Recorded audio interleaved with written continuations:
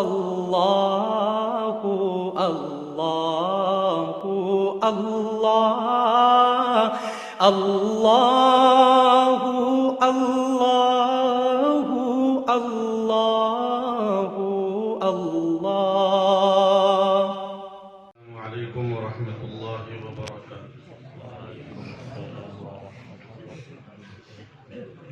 الحمد للہ رب العالمین، والصلاة والسلام على شمس الہدایت والیقین، سیدنا و مولانا محمد خاتم النبیین، وعلى آلہ واصحابہ ومن تبعهم بإحسان إلى يوم الدين۔ أما بعد، أعوذ بالله من الشيطان الرجيم، بسم الله الرحمن الرحيم۔ يرفع الله الذين آمنوا منكم والذين أوتوا العلم درجات، صدق الله مولانا العلي العظيم۔ وقال رسول الله صلى الله تعالى عليه وسلم: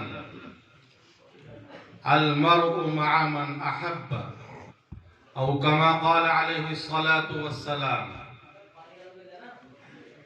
یہ ذکر نیم شبی، یہ مراقبے، یہ سرور، یہ ذکر نیم شبی، یہ مراقبے، یہ سرور، تیری خودی کے نگہباں نہیں تو کچھ بھی نہیں۔ خرد نے کہہ بھی دیا لا الہ تو کیا حاصل، دل و نگاہ مسلمان نہیں تو کچھ بھی نہیں۔ اللہم صل علی محمد النبی الامی وعلی آلہ وسلم تسلیما۔ اسٹیج پر تشریف فرما اکابر علماء اعظام اور خاص طور پر جامعہ شاہ ولی اللہ کے مبارک اور مسعود طلبہ عزیز،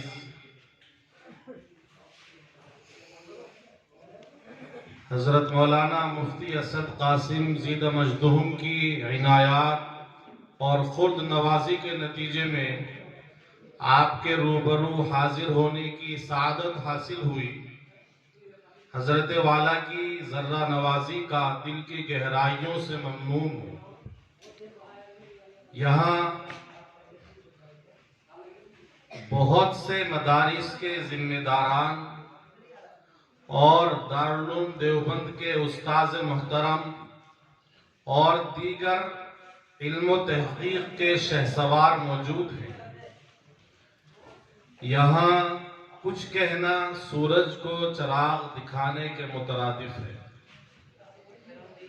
حکم ہوا ہے، اس لیے بے ترتیب چند باتیں عرض کرنے کی کوشش کر رہا ہوں۔ یہ ادارہ جہاں پر آپ پڑھ رہے ہیں، خاص طور سے عربی زبان و ادب کے لیے شہر سے باہر پورے ملک میں مشہور ہے۔ ایسا نہیں ہے کہ یہ ایک شہر کا ادارہ ہے، بلکہ زبان و ادب، خاص طور سے عربی زبان و ادب کے حوالے سے یہ پورے ملک میں اپنی شہرت اور انفرادیت رکھتا ہے۔ اس کے لیے بانی جامعہ کی صلاحیتیں اور مخلصانہ کوششیں قابل تحسین ہیں۔ اس ادارے سے فارغ ہونے والے بلکہ فارغین اس ادارے میں آتے ہیں اور اپنی زبان و ادب کی صلاحیتوں اور فقہ و فتاوی کے تحقیق اور علم سے مزین ہو کر میدان عمل میں اترتے ہیں۔ گویا فضیلت کے بعد ان کا یہ پڑاؤ ہے، اور آسان الفاظ میں ان کے لیے یہ ایک تربیت گاہ ہے، جہاں ان کو باقاعدہ میدان عمل میں اترنے سے پہلے ضروری تیاریوں اور ضروری استعداد سے مسلح کیا جاتا ہے۔ آپ کا یہ شہر کبھی پیتل نگری ہوا کرتا تھا، سچ یہ ہے کہ آج کے زمانے میں یہ تعلیم نگری ہے۔ چپے چپے پر بڑے بڑے ادارے موجود ہیں، بڑے بافیض اور محقق جن کی تحقیق تسلیم ہے، جن کا درس و تدریس قابل قبول ہے، اور دور دراز سے پورے ملک سے طلبہ عزیز یہاں علم حاصل کرنے کے لیے آتے ہیں۔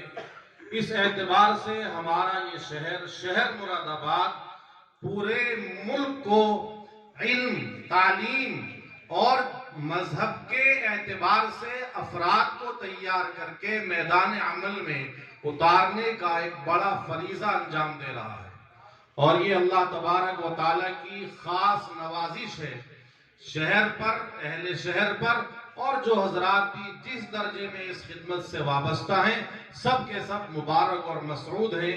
اللہ تبارک و تعالیٰ مزید اس طرح کی خدمات کی توفیق ارزانی کرے اور اپنی بارگاہ میں شرف قبول سے نوازے۔ ہم اور آپ آج کل ملک میں جن حالات کو دیکھ رہے ہیں اور بہت سے معاملات اور مسائل میں ان حالات سے گزر رہے ہیں، ان حالات میں ان اداروں کی ضرورت، اہمیت اور ان اداروں کا استحکام میں سمجھتا ہوں کہ پہلے سے کہیں زیادہ ضروری ہے۔ جس طرح اکابر علماء کرام نے اداروں کی ایک شکل ہمیں عطا کی، آج ہم اصاغر علماء کرام کی ذمہ داری بھی ہے کہ ان کو اپنے بزرگوں کی میراث سمجھ کر کسی قسم کی ترمیم اور تبدیلی کے بغیر اس کی حفاظت کریں، اور عوام کا فریضہ یہ ہے کہ ان اداروں کی ہمہ جہت ضروریات کا ہر اعتبار سے تکفل کریں تاکہ یہ ادارے اپنی خدمات کو جاری رکھ سکیں اور ملک میں اس وقت جو ارتداد کا اور فتنہ پروری کا اور خصوصاً کلمہ کو لوگوں کو نشانہ بنانے کا جو ماحول ہے، اس میں ہمارے یہ مدارس آج بھی اپنی سابقہ روایات کے مطابق ایک اہم کردار ادا کر سکیں۔ اس طرح علماء کرام کی ذمہ داریاں بھی بڑھی ہیں اور عوام کی ذمہ داریاں بھی بڑھی ہیں۔ ہم اور آپ اس دنیا میں ایمان کی بنیاد پر اور خواص کا طبقہ علم کی بنیاد پر لوگوں کی نظر میں اپنی جگہ بنائے ہوئے ہیں۔ یعنی اللہ تبارک و تعالیٰ نے ایمان کی دولت عطا فرمائی تو یہ ہمارے لیے بے پناہ شرف کی بات ہے، ہمارے لیے فخر کی بات ہے، اور اللہ تبارک و تعالیٰ نے ہمیں اپنوں میں شامل فرما لیا، یہ اللہ کی بڑی نوازش اور عطا ہے۔ ورنہ ہم اور آپ خطبہ پڑھتے ہیں اور خطبے کے ابتدائی الفاظ ہوتے ہیں الحمدللہ الذی ہدانا لہذا وما کننا لنہتدی لولا ان ہدانا، اور آپ کو وہ آیت ذہن میں رکھنی چاہیے۔ جناب نبی اکرم علیہ السلام نے اپنے چچا جان کے لیے بے پناہ کوششیں کی، لیکن اللہ تبارک و تعالیٰ کی طرف سے ان کے لیے اسلام کے فیض کے جاری ہونے کا حکم نہیں تھا، چنانچہ حضرت ابو طالب اس فیض سے محروم رہے، اور اللہ تبارک و تعالیٰ نے قرآن کریم میں آیت اتار کر پورے واقعے کو محفوظ کر دیا، اِنَّكَ لَا تَهْدِي مَنْ أَحْبَبْتَ وَلَكِنَّ اللَّهَ يَهْدِي مَن يَشَاءُ۔ ہم کتنے باتوفیق لوگ ہیں، ہم اللہ کی نوازشوں اور اس کی عطاؤں کا ایک طرح سے محبت ہیں، اور اللہ کی نوازشیں اور عطائیں ان میں اضافہ اور ترقی ظاہر ہے کہ یہ شکر گزاری کے بغیر نہیں ہے۔ آج عام مسلمانوں کی صورتحال کیا ہے یہ تو جب آپ خاص طور سے طلبہ سے عرض کروں گا، جب آپ میدان میں اتریں گے اور آپ کہیں مدرس بنیں گے اور کہیں استاد بن کر کے آپ دیہاتوں سے آنے والے طلبہ کو پڑھائیں گے اور کہیں خطیب بن کر عام مسلمانوں سے خطاب کریں گے اور کہیں مسجد و منبر کی زینت بن کر آپ لوگوں کو دین کی باتیں سمجھائیں گے، تب آپ کو اندازہ ہوگا کہ لوگوں میں آج کے اس فتنے کے دور میں ایمان کس درجے میں باقی رہا ہے اور ان کے اندر ایمان رہا بھی ہے کہ نہیں، بعض مرتبہ آپ سوچنے پر مجبور ہو جائیں گے۔ حالات بڑے خطرناک ہیں۔ ایمان کی قدر اس وقت سمجھ میں آتی ہے کہ لوگ اس حق مذہب کو جس کو اللہ تبارک و تعالی اپنی وحی کے ذریعے انسانوں کو عطا فرما رہا ہے، جس کی صداقت اور جس کی حقانیت میں ذرہ برابر کوئی شک نہیں ہو سکتا، آج لوگوں نے اسی مذہب حق کو عام لوگوں کی نظر میں تو دور کی بات ہے، مسلمانوں کی نظر میں، غیروں کی نظر میں تو مشکوک بنانا کوئی نئی بات نہیں تھی، لیکن مسلمانوں کی نظر میں اور خاص طور سے جدید تعلیم یافتہ مسلمانوں کی نظر میں بے انتہا مخدوش اور مجروح کر کے پیش کیا۔ فتنے ہمارے گھروں تک آ چکے ہیں، ہماری اولاد میں فتنے سرایت کر چکے ہیں، ہمارے بھائی بہن جو مسجدوں اور مدرسوں سے دور ہیں وہ فتنوں کا شکار ہو کر بہت سے قطعی اور بہت سے منصوص مسائل میں شک اور شبہ کا شکار ہو چکے ہیں۔ یہ مدارس آج ایمان کی حفاظت کا، قرآن کی حفاظت کا اور مذہب اسلام کے ذخیرے کی حفاظت کا ذمہ لیے ہوئے۔ خدا نہ کرے اگر یہ مدارس ختم ہوئے اور آپ دعا بھی کریں اور اس کے لیے اپنے آپ کو اللہ تبارک و تعالیٰ کی ذات سے پر امید بھی رکھیں، حالات بڑے خطرناک ہیں۔ روزانہ کابینہ میں، حکومتوں میں، ایوانوں میں آپ کے دینی تشخص کو ختم کرنے کے لیے، آپ کی مساجد کو ملیہ میٹ کرنے کے لیے اور آپ کے ان مدارس پر قفل بندی کے لیے مسلسل بل پیش ہو رہے ہیں، مسلسل پلاننگ ہو رہی ہے۔ ہمارے نوجوانوں کو خاص طور سے جو مدارس سے دور ہیں ان کو کان کھول کر اور ٹھنڈے دماغ سے سوچنے کی ضرورت ہے، کیا ابھی وہ وقت نہیں آیا کہ اسلام کے سائے میں آئیں، اسلام کی حقانیت اور اس کی حقیقت اور سچائی کا اعتراف کریں اور جو دینی رہبر ہیں، قائدین ہیں، اپنا ہاتھ ان کے ہاتھ میں دے کر اپنے ایمان کی حفاظت کا عہد کریں۔ ستیزہ کار رہا ہے ازل سے تا امروز، چراغ مصطفی سے شرار بلہبی۔ اس کا یہ مطلب نہیں کہ یہ فتنے کوئی نئے ہیں، حالات دوبارہ سے لوٹ رہے ہیں۔ آپ کہہ سکتے ہیں جاہلیت ثانیہ ہماری طرف لوٹ کر آ رہی ہے، مگر ہمیں اپنے عزائم کو جوان رکھنا ہے۔ ہم جن کے نام لیوا ہیں اور جن کا کلمہ پڑھتے ہیں اس تاریخ کو دہرائیے اور دیکھیے کہ حضرات صحابہ اکرام رضوان اللہ تعالی علیہ مجمعین کو لوگوں نے کس درجہ ڈرایا، کیسے دھمکایا۔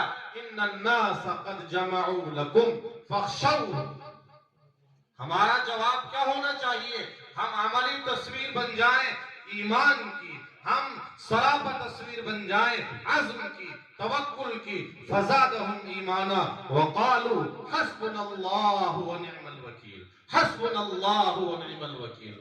حالات جیسے بھی ہیں ہم مایوس نہیں ہیں، زیادہ سے زیادہ ہماری جان جا سکتی ہے، ہماری عزت اتاری جا سکتی ہے اور ہماری نسلوں کو ہم سے چھینا جا سکتا ہے، لیکن ایمان کی دولت اور ایمان جن راستوں سے آج ہمارے پاس محفوظ ہے ان کے سمجھوتا کرنے اور ان کو ختم کرنے کے لیے کسی صورت میں ہم تیار نہیں ہیں۔ آپ خاص طور سے فضلاء اعظام یہاں تربیت لینے کے لیے آئے ہیں، یہاں آپ کا ذہن بنایا جا رہا ہے، آپ ہر قربانی کے لیے تیار رہیں۔ آپ کا امتیاز یہ ہونا چاہیے کہ آپ جہاں پہنچیں آپ کہیں، کھل کر کے کہیں، ہر مخالف ماحول میں کہیں وقال اننی من المسلمین۔ آج مسلمانوں کی صورتحال یہ ہے کہ وہ اپنے آپ کو اپنے تشخص سے، اپنی شناخت سے اور اپنے ظاہری حلیے سے بھی مسلمان بتانے اور مسلمان جتانے کے لیے تیار ہے۔ ہماری مسلم قوم ایمانی اور یقینی معیار اور عملی اعتبار سے بہت پست ہے، بہت نیچے جا چکی ہے۔ اللہ کے رسول صلی اللہ علیہ وسلم نے جو ارشاد فرمایا تھا کہ ایک وقت آئے گا، یاتی علی الناس زمان لا یبقى من الاسلام الا اسمہ ولا یبقى من القرآن الا رسمہ۔ آج ہم اس کی تصویر دیکھ رہے ہیں، لوگ اسلامی اور جو ایمانی نام ہے جس سے پتہ چلتا ہے کہ یہ اللہ کا غلام ہے، اللہ کا بندہ ہے، رحمان کو ماننے والا ہے، محمد کا غلام ہے، آج عام مسلمان ایسے واضح اور صریح ناموں سے بھی گریز کرنے کی کوشش کر رہے ہیں۔ کوئی عبداللہ نام رکھنے کو تیار نہیں ہے، کوئی عبد الرحمن اپنے آپ کو بتانے کو تیار نہیں ہے۔ ایسے کامن اور ایسے گول مول نام رکھنے کا رجحان بن رہا ہے۔ یہ بنیادی وجہ ہے کہ اپنے آپ کو مسلمان بتانے اور مسلمان جتانے کا جذبہ ختم ہو گیا، جبکہ قرآن آپ سے جگہ جگہ مطالبہ کر رہا ہے، لا شریک لہ وبذالک امرت وانا اول المسلمین، یا ایھا الذین آمنوا اتقوا اللہ حق تقاتہ ولا تموتن الا وانتم مسلمون توفنی مسلما والحقنی بالصالحین۔ یہ قرآن آپ کو بار بار چیلنج کر رہا ہے، بار بار جھنجھوڑ رہا ہے، ہر حال میں اپنے آپ کو اسلامی شناخت پر باقی رکھیے، مسلمان بتائیے، مسلمان جتائیے۔ یہ کیا ہوا کہ آپ جس کا کلمہ پڑھتے ہیں، آپ جس کو رب مانتے ہیں، آپ اپنے آپ کو کھلے طور پر اس کے ساتھ منسوب کرنے پر تیار نہیں۔ آپ کے دشمن کے حوصلے ان بنیادوں پر بھی بلند ہو رہے ہیں۔ مسلمان سوچ نہیں رہا، عام مسلمان خاص طور سے جو ماڈرن تعلیم سے وابستہ طبقہ ہے، وہ یہ چاہتا ہے کہ یہ علماء کر کیا رہے ہیں، آخر کون سے حالات آئیں گے جب یہ جہاد کا فتویٰ جاری کریں گے۔ اللہ کے بندو، اگر اللہ نے شعور دیا ہو تو آپ کم از کم اپنے 5 فٹ کے وجود پر اسلامی حکومت اور اسلامی نظام قائم کرنے کے لیے تو آمادہ ہو جاؤ۔ آپ شریعت کے اعتبار سے ہمیں دیکھنے میں نہیں لگتا کہ آپ کا نام کیا ہوگا اور آپ کس مذہب سے تعلق رکھتے ہوں گے۔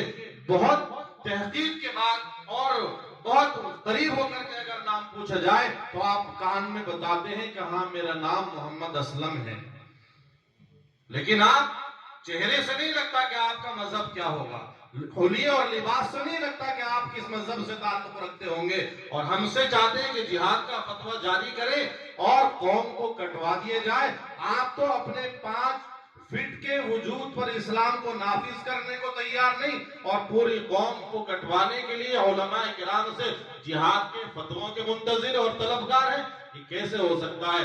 ابھی تو آپ عمل پر ہی تیار نہیں ہیں، آپ کے یقین کا معاملہ تو بہت دور ہے، جبکہ جہاد خالص یقین کی بنیاد پر کیا جاتا ہے۔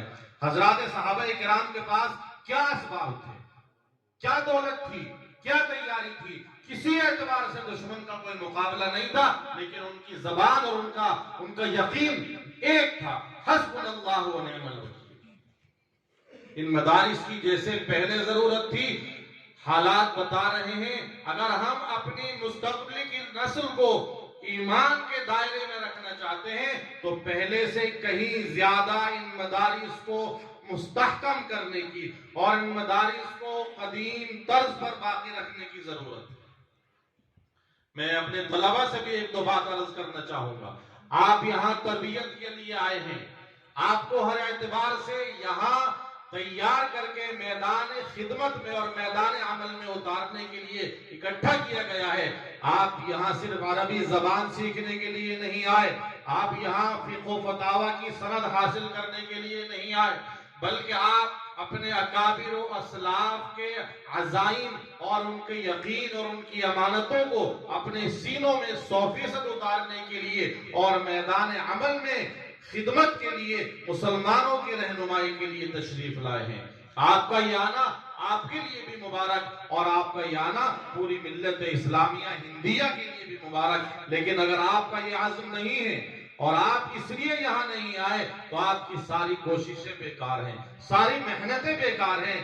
آپ پڑھتے رہیں، آپ کتابوں میں مستغرق رہیں، آپ اپنی صلاحیتوں کو مضبوط کر لیں، لیکن آپ کے گھر میں آپ کا وہ بھائی جو اسکول سے وابستہ ہے، جو کالج سے وابستہ ہے، وہ اسلام سے ہاتھ دھو بیٹھے، آپ کی کوئی ذمہ داری نہیں بنتی، آپ ان کے ایمان کی حفاظت نہیں کر پا رہے، آپ اپنی نسلوں کو اللہ کا تعارف نہیں کرا پا رہے، حضور پاک علیہ السلام کی صحیح معنی میں آپ شناخت نہیں دے پا رہے، تو آپ کے ایسے علم کا فائدہ کیا ہے؟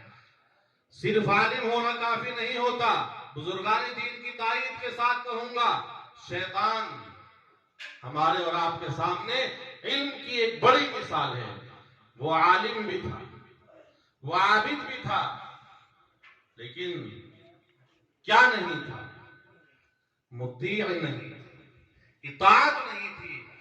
حضرت تھانوی نے لفظ لکھا ہے کہ وہ عاشق نہیں تھا۔ اگر اس کے اندر یہ جنون ہوتا، یہ عشق ہوتا، تو کبھی بھی اللہ کے حکم کی نافرمانی نہ کرتا۔ اس لیے ہمیں اپنے آپ کو اسلاف کے طرز پر تیار کرنے کی ضرورت ہے۔ امام بخاری علیہ الرحمہ نے باب العلم میں حضرت مجاہد کا یہ قول نقل فرمایا ہے، قال مجاہد لا يتعلم العلم، ایک لفظ ہے یاد نہیں آ رہا ہے، لیکن اس میں ہے کہ آدمی دو بنیادوں پر علم نہیں سیکھ سکتا، نمبر ایک مستحین اور نمبر دو مستکبر۔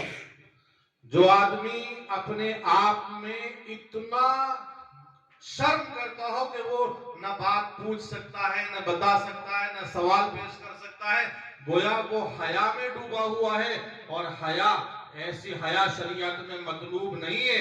ان اللہ لا یستحی، اس طرح کے مضامین آپ کو قرآن پاک میں ملیں گے، اور حضرات صحابہ کرام حضور پاک علیہ السلام سے کیا نہیں پوچھتے تھے۔ تو حیا ایک درجے میں ہے، لیکن اگر آپ حیا اتنی کہ جو شریعت میں مطلوب نہیں ہے بلکہ آپ کے لیے وہ علم سے مانع ہو جائے، تو پھر وہ حیا شریعت میں پسندیدہ نہیں ہے۔ لا يتعلم العلم مستحین، کبھی بھی ضرورت سے زیادہ حیا کرنے والا علم نہیں سیکھ سکتا۔ نمبر دو مستکبر، جو آدمی اپنے آپ کو سب کچھ سمجھتا ہو، کامل سمجھتا ہو، وہ کبھی دوسروں سے سوال کرنے کی ہمت کیا، چونکہ وہ بڑا ہے، تکبر ہے اس کے اندر، تو وہ اپنے آپ کو کسی کا شاگرد کیسے بنائے گا؟ حضرت مجاہد کا یہ قول میرے اور آپ کے لیے، ہم طلبہ کے لیے مشعل راہ ہونا چاہیے کہ ہم اپنے علم کو روزانہ مضبوط کریں، مطالعے کی بنیاد پر، تکرار کی بنیاد پر، تحقیق کی بنیاد پر۔ اور غیر ضروری حیا ہمارے مدارس میں بہت پائی جاتی ہے، شاید ہمارے اور آپ کے مزاج کو اور اہل مدارس اور طلبہ کے مزاج کو حضرت مجاہد نے سمجھا، اس لیے امام بخاری نے ان کا یہ قول نقل فرمایا۔ ہمارے یہاں حیا ہوتی ہے اتنی کہ طالب علم سے ایک بات بار بار پوچھی جاتی ہے، وہ 5 بار بتاتا ہے، تب بھی استاذ کی سمجھ میں نہیں آتی۔ یہ ہے وہ غیر ضروری حیا۔ آپ کے ذہن میں کوئی اشکال ہے، آپ کچھ پوچھنا چاہتے ہیں، کسی مسئلے کی تحقیق مطلوب ہے، آپ صاف اپنا سوال پیش کیجئے، اور اپنے آپ کو ہمیشہ طالب علم بنا کر کے رکھیے، ہمیشہ آپ کے علم میں اضافہ ہوگا۔ اگر آپ اپنے آپ کو کسی بھی درجے میں بڑا سمجھیں گے تو آپ علم کی خیر اور اس کی برکت سے محروم رہ جائیں گے۔ میں 2 مثالیں پیش کر کے اپنی بات ختم کروں گا۔ حضرت عبداللہ بن عباس رضی اللہ تعالی عنہما ہمارے اور آپ کے لیے بہت مشہور صحابی ہیں، حضور پاک علیہ السلام سے رشتے بھی ہیں، آپ کی زوجہ محترمہ حضرت میمونہ رضی اللہ تعالی عنہا کے بھانجے بھی ہیں، اور حضور پاک علیہ السلام کے چچا حضرت عباس رضی اللہ تعالی عنہ کے فرزند ارجمند بھی ہیں۔ اللہ کے رسول صلی اللہ علیہ وسلم کی ان پر کیسی نوازشیں تھیں اور اس کی وجہ کیا تھی؟ اللہ کے رسول صلی اللہ علیہ وسلم نے ان کو کتنی دعائیں دی ہیں، آپ نے کبھی اس کے پس منظر کو سوچا ہے؟ ہمارے یہاں مزاج یہ ہے کہ ہم فارغ ہوتے ہیں تو اب یہ سمجھتے ہیں کہ ہم گویا اپنے آپ میں کامل العلم ہیں۔ اب ہمیں پڑھنے کی ضرورت نہیں، مطالعے کی ضرورت نہیں، اساتذہ کی ضرورت نہیں، اب ہمارا گویا کوئی سرپرست نہیں، اب ہم دوسروں کے سرپرست بن جاتے ہیں، حالانکہ ہمارے اور آپ کے مذہب کی بنیاد یہ ہے کہ ہمارا علم آنکھ کھولنے سے شروع ہوتا ہے اور آنکھ بند ہونے پر ختم ہوتا ہے، اور تب بھی اپنی انتہا کو نہیں پہنچتا ہے۔ ہمارا مزاج یہ ہے کہ ہم اساتذہ سے ملتے تو ہیں، بزرگان دین کے پاس جاتے تو ہیں، مگر کس لیے؟ ان سے دعا کی درخواست کرنے کے لیے۔ ہم اور آپ ملیں گے کہ حضرت آپ میرے لیے دعا کریں، میں کہوں گا حضرت آپ میرے لیے دعا کریں، یہ اچھی چیز ہے، شریعت میں مطلوب ہے، یہ بھی صالحین سے اور بزرگان دین سے اور بڑوں سے دعا کرانا یہ شریعت میں ثابت ہے، احادیث کریمہ میں اس کا ثبوت موجود ہے، لیکن ایک مزاج ہوتا ہے دعا کرانے کا اور ایک مزاج ہے دعائیں لینے کا، فرق ہے دونوں میں۔ ایک تو یہ کہ آپ درخواست کریں، اور دوسرے یہ کہ آپ اپنے استاذ کے سامنے اس انداز سے رہیں کہ استاذ آپ کے طلب علم کے شوق کو دیکھ کر، آپ کی فرما برداری کو دیکھ کر، آپ کی سلامت روی کو دیکھ کر، آپ کی صداقت کو دیکھ کر، اور آپ کے تصوف اور آپ کی نیکی کو دیکھ کر خود دعائیں دینے لگے۔ ایک دعا وہ ہے جو درخواست کے بعد لی جائے، اور ایک دعا وہ ہے جو بغیر درخواست کے استاذ یا کوئی بزرگ اپنے طور پر پیش کرے۔ حضرت عبداللہ ابن عباس رضی اللہ تعالیٰ عنہ ایک موقع پر حضور پاک علیہ السلام کے ساتھ سفر میں ہیں، آپ علیہ السلام قضاء حاجت کے لیے تشریف لے گئے۔ حضرت عبداللہ ابن عباس رضی اللہ تعالی عنہ نے آپ کی تشریف آوری سے پہلے وضو کے لیے پانی لا کر کے رکھ دیا۔ آپ علیہ السلام تشریف لائے، چونکہ وہاں اور دیگر صحابہ بھی موجود تھے، تو آپ نے پوچھا کہ یہ وضو کے لیے پانی کس نے لا کر کے رکھا؟ ابن عباس فرماتے ہیں جی حضور میں لے کر کے آیا۔ اللہ کے رسول صلی اللہ علیہ وسلم نے اس خدمت کے جذبے کو دیکھ کر دعا کی درخواست اور طلب کے بغیر حضرت ابن عباس کو دعا سے نوازا، اللہم علمہ الکتاب، اللہم علمہ الکتاب، وفی روایت اللہم علمہ الکتاب وتأویلہ، اے اللہ ان کو کتاب اللہ کا علم عطا فرما، اور کتاب اللہ کا اور اس کی تفسیر کا علم عطا فرما۔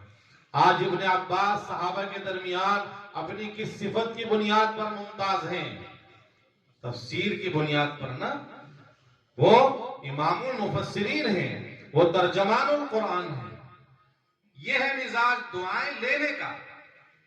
اسی طرح ایک اور مثال حضرت ابن عباس کی، یہ بات ختم کر رہا ہوں، بخاری شریف میں موجود ہے، اور یہ واقعہ بہت مشہور ہے، طلباء کو اکثر جب دور حدیث پڑھتے ہیں تو یہ بار بار مختلف کتابوں میں آتا ہے۔